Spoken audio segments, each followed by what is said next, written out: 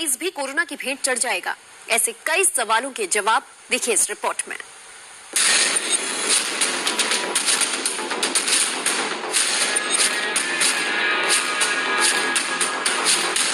जब स्कूल खुल रहे हैं, बच्चों ने रेगुलर क्लास के लिए स्कूल जाना शुरू कर दिया है और ऐसे में कोरोना की तीसरी लहर का खतरा भी दिखाई दे रहा है, क्योंकि कोरोना वायरस के नए वेरिएंट ओमिक्रॉन पर वर्ल्ड अपडेट आया है।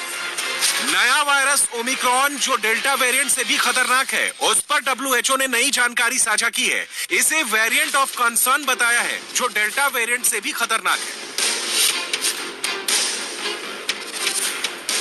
इंटरनेशनल न्यूज एजेंसी रॉयटर्स ने WHO की रिपोर्ट का हवाला देकर लिखा है कि ग्लोबल रिस्क बहुत ज्यादा है। अमेरिका के CNN ने लिखा है कि दुनिया इस वक्त हाई अलर्ट पर है। पश्चिमी मीडिया कह रहा है कि देशों को समझ में नहीं आ रहा कि नए वेरिएंट से कैसे निपटा जाए। ब्रिटेन के अखबार द गार्डियन ने लिखा है कि नया वेरिएंट अभी तक वैक्सीन से मिली कामयाबी को मिट्टी में मिला सकता है। यूरोप में ओमिक्रॉन के केस तेजी से मिल रहे हैं और वहां इसे लेकर डर गहराता जा रहा है। We don't yet know whether Omicron is associated with more transmission. हमें ओमिक्रॉन के बारे में अभी ज्यादा कुछ नहीं मालूम। ये ज्यादा संक्रमण फैलाएगा, ज्यादा खतरा है, या ये वैक्सीन को भी नाकाम कर देगा। विश्व स्वास्थ्य संगठन के जो वैज्ञानिक हैं वो लगातार काम कर रहे हैं। हमें इस वायरस को लेकर बहुत चौकन्ना रहना होगा। ओमिक्रॉन बताता है कि कोरोना वायरस अभी खत्म नहीं हुआ है, ये अब भी यहीं मौजूद है।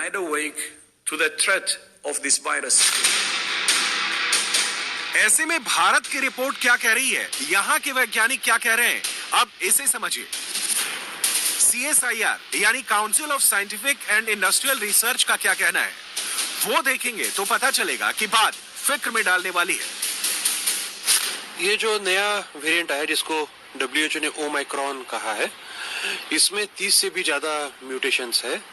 उसमें के 26 जो है वो स्पाइक प्रोटीन पे यूनिक है। इसका मतलब ये 26 और किसी भी स्ट्रेन में पाए नहीं गए थे इसके पहले। Alpha, beta, gamma, delta variants जो है, इनमें किसी में 26 में से एक भी म्यूटेशन नहीं है। तो इसलिए थोड़ी चिंता का विषय है। आसान भाषा में समझे तो ओमिक्रॉन वेरिएंट डेल्टा वेरिएंट से भी खतरनाक है और ये बात कोविड टास्क फोर्स भी मान रही है। कुल मिलाकर के ये वायरस काफी इसने अपना रूप बदला है। ऐसी स्थिति में चिंता होना लाजमी है। और साथ ही साथ एक और भी देखा गया है कि साउथ अफ्रीका में 2-3 हफ्ते के अंदर ही इस वायरस ने डेल्टा वायरस को एक तरीके से उसके ऊपर छा गया है। आमतौर पर डेल्टा वेरिएंट वाले वायरस ने एक व्यक्ति से करीब 150 लोगों को संक्रमित किया, जबकि ओमिक्रॉन इससे 10 गुना ज्यादा खतरनाक बताया जा रहा है। ये वेरिएंट उन लोगों में मिला है जो वैक्सीन की दोनों डोज लगवा चुके थे। नए वेरिएंट के खतरे को समझने के लिए ICMR यानी Indian council of medical research ने कुछ जरूरी बातें बताई हैं। ये बायोमेडिकल फील्ड में रिसर्च के लिए भारत की सबसे बेहतरीन संस्था है।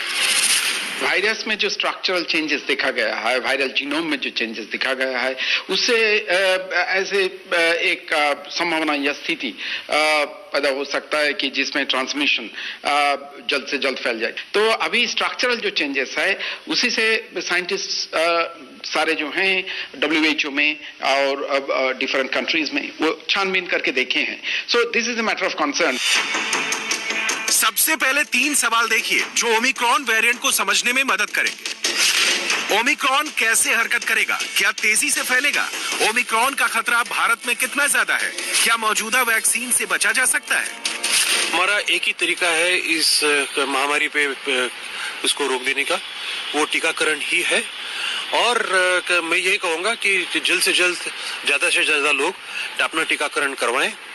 टीके से ये पता चला है कि जो थोड़ी गंभीरता है इस महामारी की वो कम हो जाती है, और मुख्यतः जो मृत पाने वाले लोगों की जो संख्या है वो बहुत कम होती है इसकी वजह से। तो ये दोनों वजह से कि सीवियरिटी कम होती है और मॉर्टेलिटी कम होती है। ये टीके का फायदा, और किसी भी टीके का फायदा, ये पूरी दुनिया में पाया गया है। इसलिए टीकाकरण बहुत जरूरी है। हालांकि अभी तक भारत में ओमिक्रॉन वेरिएंट का कोई भी केस सामने नहीं आया है, लेकिन दुनिया के कई मुल्कों में ओमिक्रॉन के केसेस सामने आ रहे हैं। लिहाजा भारत के लिए भी ये चिंता का विषय तो बना ही हुआ है। इसलिए भारत में ओमिक्रॉन को लेकर सतर्क रहने की जरूरत है। इससे पहले डेल्टा वेरिएंट भारत के लोगों को खासा नुकसान पहुंचा चुका है। ओमिक्रॉन के बारे में कहा जा रहा है कि वो डेल्टा से भी खतरनाक वेरिएंट है। इस वक्त विदेश से आने वाले लोगों पर नजर रखने, उनका टेस्ट करने, उनको ट्रैक करने की बहुत ज्यादा जरूरत है। खास तौर से दक्षिण अफ्रीका और उस महाद्वीप से आने वाले लोगों पर ध्यान देना है, क्योंकि ओमिक्रॉन वेरिएंट दक्षिण अफ्रीका से ही निकलकर कई देशों में फैल रहा है। कुछ कंट्रीज को एट रिस्क कैटेगरी में डाला गया है, 7-8 कंट्रीज को। उन कंट्री से जो लोग आएंगे उनमें सभी की जांच होगी, RT-PCR करा जाएगा, चाहे